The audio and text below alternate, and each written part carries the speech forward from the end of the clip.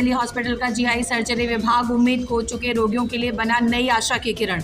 उदयपुर के गीतांजलि हॉस्पिटल में तीनों रोगी असक्षम परिवार से हैं। वह नसों के द्वारा पेरिनेट्रल पोषण का खर्च भी वहन नहीं कर सकते हैं। आंत की लंबाई मात्र 20 व 60 सेंटीमीटर होने पर भी रोगी कम खर्च में घर के खाने से स्वस्थ जीवन यापन कर रहे हैं, जो अपने आप में किसी उपलब्धि से कम नहीं।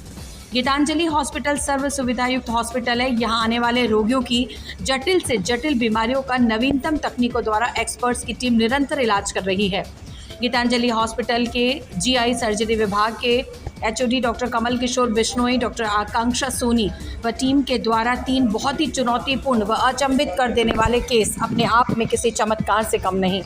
मुख्यतः छोटी आंत में 3 अंग होते हैं, डुओडेनम, जिजुअनम और इलियम। इसी को लेकर 46 वर्षीय उदयपुर निवासी मुन्ना खान की छोटी आंत मात्र 60 सेंटीमीटर शेष रही थी, लेकिन इसका सफलतम इलाज किया गया। इसी तरह 63 वर्षीय भीलवाड़ा निवासी नाथुलाल एवं 34 वर्षीय मंदसौर निवासी शबाना की छोटी आंत मात्र 20 सेंटीमीटर शेष रही थी और यह सभी रोगी हताश हो चुके थे और इसकी छोटी आंतों में ग्रेगरी ने इतना फैल चुका था कि बचाना ही नामुमकिन था। इन्होंने कई हॉस्पिटल में दिखाया, परंतु इलाज के लिए मना कर दिया गया।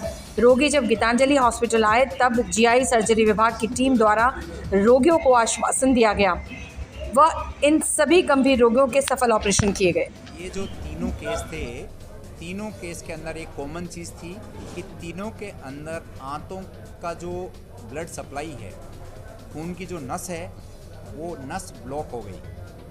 जो 2 के अंदर पार्शियल ब्लॉक हुई थी, 1 के अंदर कंप्लीट ब्लॉक हुई। पार्शियल ब्लॉक हुई जिनकी 60-60 सेंटीमीटर जो है छोटी आंत बची, और कंप्लीट जिसकी ब्लॉक हुई उसके अंदर छोटी आंत 20 सेंटीमीटर बची और आधी बड़ी आंत बची। तो हमारा जो फिर हमने इन सब चीज़ों को एक्चुअली इंटेस्टाइन को जोड़ दिया, और आंतों को जोड़ने के बाद में हमें सबसे पहले तो इस चीज़ का डर लगता है कि आंतें जुड़ी रहे, तो हमें शुरू में इनको अच्छी न्यूट्रिशन देनी होती है जब तक ये हॉस्पिटल से डिस्चार्ज नहीं हो जाते हैं। शुरू के 10 दिन रिस्की दिन होते हैं, तो उस टाइम में हम उनको न्यूट्रिशन, पेरेंटल न्यूट्रिशन देते हैं, मतलब नसों के थ्रू ही खाना देते हैं।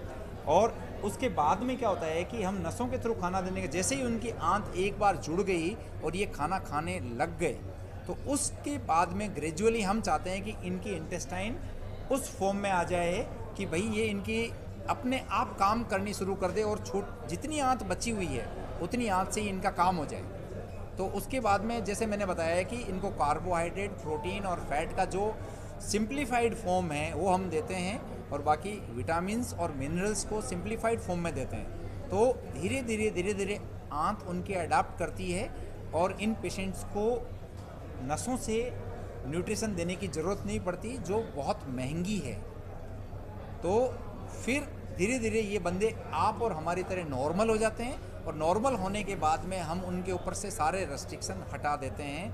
वो आप और हमारी तरह से नॉर्मल ज़िंदगी जी सकते हैं। देखो, यहाँ पिछले 5 साल में हम लोग 3 केस हमारे सक्सेसफुल रहे हैं।